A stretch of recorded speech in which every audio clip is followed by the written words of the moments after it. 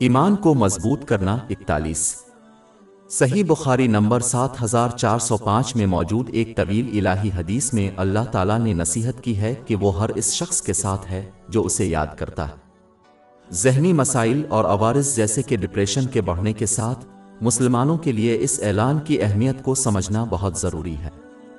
کسی شخص کے دماغی مسئلے کا سامنا کرنے کا بہت کم امکان ہوتا ہے جب وہ مستقل طور پر کسی ایسے شخص سے گھرا رہتا ہے اور اس کی مدد کرتا ہے جو واقعی اس سے پیار کرتا ہے۔ اگر یہ کسی شخص کے لیے درست ہے تو یہ بلا شبہ اللہ تعالیٰ کے لیے زیادہ مناسب ہے جس نے اپنے ذکر کرنے والے کے ساتھ رہنے کا وعدہ کیا ہے۔ صرف اس اعلان پر عمل کرنے سے ذہنی مسائل جیسے کہ ڈپریشن ختم ہو جائیں گے۔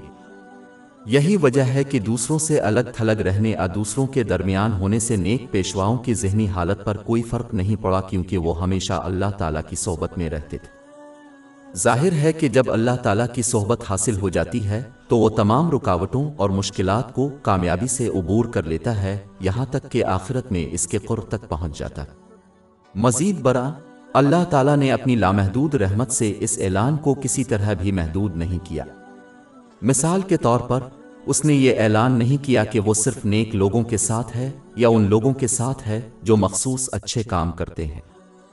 اس نے در حقیقت ہر مسلمان کو گھیر لیا، خواہ ان کے ایمان کی مضبوطی ہو یا کتنے ہی گناہوں کا ارتکاب کیا ہو۔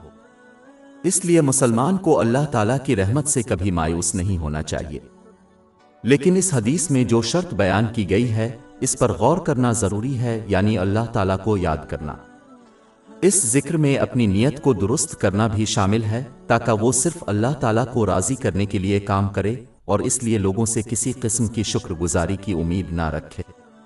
زبان سے یاد کرنے میں اچھی بات کہنا یا خاموش رہنا شامل ہے، اور ذکر کا اعلیٰ درجہ یہ ہے کہ جو نعمتیں عطا کی گئی ہیں ان کو اللہ تعالیٰ کی خوشنودی کے لیے استعمال کیا جائے، جیسا کہ قرآن کریم اور حضرت محمد صلی اللہ علیہ وسلم کی روایات میں بیان کیا گیا ہے۔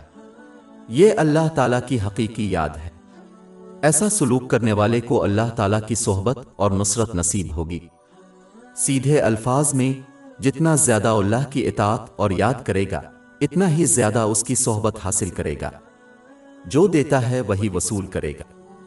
زیر بحث اہم حدیث میں اگلی بات یہ ہے کہ جو اللہ تعالیٰ کو تنہا یاد کرے گا اللہ اسے تنہا یاد کرے گا، اور جو شخص مجلس میں اللہ تعالیٰ کا ذکر کرے گا اس کا ذکر عام طور پر اللہ تعالیٰ اس کو آسمانی فرشتوں کے درمیان بہتر اجتماع کے معنی میں یاد کرے گا۔ یہ قرآن پاک اور نبی کریم صلی اللہ علیہ وسلم کی احادیث مبارکہ میں پائی جانے والی بہت سی مثالوں کی طرح اسلام کی ایک بنیادی تعلیم کی طرف اشارہ کرتی ہے، یعنی جو کچھ دیتا ہے وہی اسے ملے گا۔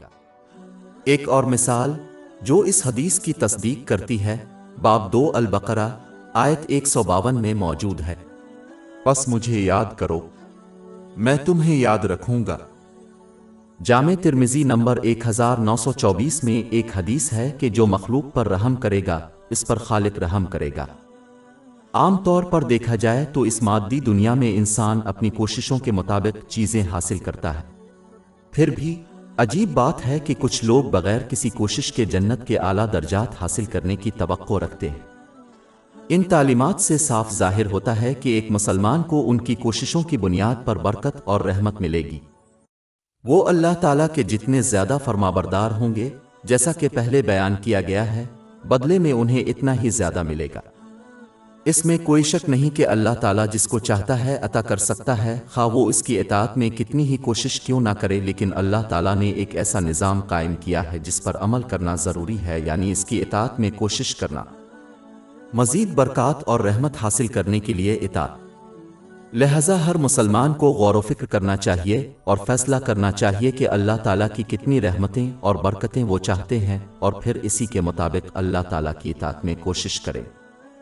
اس حقیقت کو اس حدیث کے آخری حصے میں واضح طور پر بیان کیا گیا ہے، جہاں اللہ تعالیٰ اس بات کی طرف اشارہ کرتا ہے کہ جو شخص اس کی مخلصانہ اطاعت کے ذریعے اس کا قرب حاصل کرنے کی جس قدر کوشش کرے گا اس کی اتنی ہی زیادہ رحمت اسے حاصل ہوگی۔